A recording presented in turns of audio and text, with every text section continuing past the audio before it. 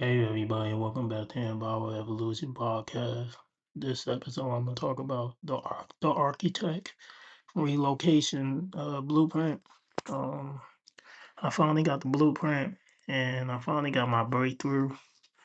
They end up sort of looking out for me because I have a major setback because ever since I moved out of the town and I no longer live there anymore, I moved away from there. I have no parts of what's going on over there. And, it was crazy because the other day I had the outsider try to disrupt everything that I got going on and the goal and my accomplishment. They try to stand in the way of what I got going on.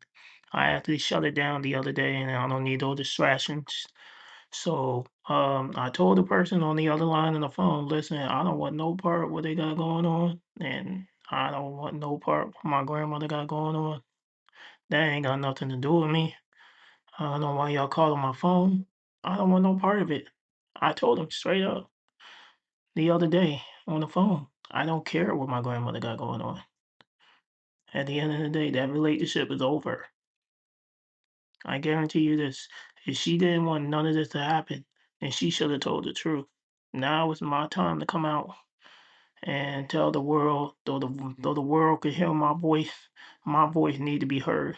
There's so many men out there nowadays who are like myself, have suffered in silence. We are not being heard, and that is the problem in our generation right now. Our voice need to be heard, and I wish there was somebody out there, more people out there. If you're tuning in, you're listening to my podcast, please, whatever you do, you are just as much as important as that next person is. Though everything your voice cannot be heard. Trust me and believe me, when your story comes out, when you share your testimony, it will not be ignored. Just like my story would not be ignored. I promise to every single one of you who are out there, probably going through much worse than what I went through. I'm not gonna sit here and lie that I've been through a lot worse. My life was bad since I was a child. I didn't even get to enjoy being a child. I didn't even get to enjoy being a teenager because I was always around them two, which is my grandmother and my mother. I never get a chance to enjoy my childhood or my teenager. I never even get a chance to enjoy those things because it's all about what they want. It's all about I have to do everything on their terms. If I don't do it, they take away everything that they're gonna take away from me, which is money, resources, whatever it is. They will take all that away from you. And I guarantee you this, if she put your name on the apartment that she got you in, and I guarantee you that if you didn't do what she wanted you, if you didn't do what she wanted to do, and you declined it and you turn her down, she doesn't like rejection. She hates rejection. She gets upset when somebody rejects her. And then when things don't go her way, she'll take it back.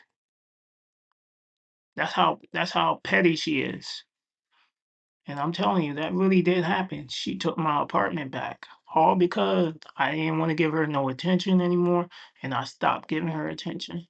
And I realized I was just being used the whole entire time. The whole time she was lying to me. And maybe that's the reason why my mother didn't come around for Thanksgiving. Because that explains it too. Because for what my little brother told me was the reason why she didn't come around was because she said something to her. I don't know what she said, but she made it seem like that was the first time they ever got into it. When that was the first time they're viewing, when that's not the truth. This been going on since the day I was born. So I don't know why my grandmother act like this was her first time them beefing with each other, them being against each other. So that part she wasn't really honest, mostly about everything that happened between her and her daughter. She wasn't honest about that either. Just like she wasn't honest of what happened with my mother or what she did. I don't know what she did, but I'm not even gonna get into that. But at the end of the day though, yeah, what she did was really, really terrible. Um, yeah, my grandmother wasn't honest about that either. Just like she wasn't honest about telling me I have the text messages where she said, "Oh, your father won't talk to you unless you make amends with your mother." And I'm just like, yeah, something's not right about this story. Um, so I get a phone call, and for some reason my dad called me.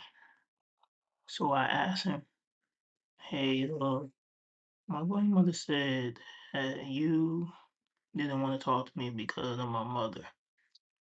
And he was like, "I don't know what she's talking about, but I never spoke to your mother and I never spoke to your grandmother in years." That's when I knew she was lying.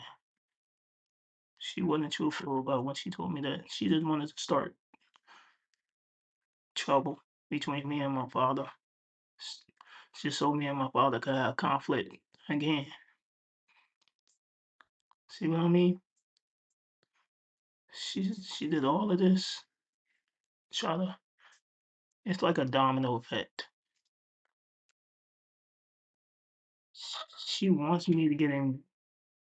She wants me to get into it with other people to cause drama between me and this individual. She did all of this, trying to manipulate the situation just so I could have a falling out with these people. She did all of that to start trouble. She done that with me and my brother already, and she succeeded at doing that. And things went bad between me and my brother. Me and my brother haven't been the same since. Even though me and him are still together, we're still going strong together. We never left each other's side, but I had to open my eyes and realize that I was being used by this woman all these years. She used me for my money, and she never really cared about my well-being or me as a person. And it was all about what she wanted and how she wanted done on her terms. And she wanted me to stop my life and put everything on hold just so she would be happy.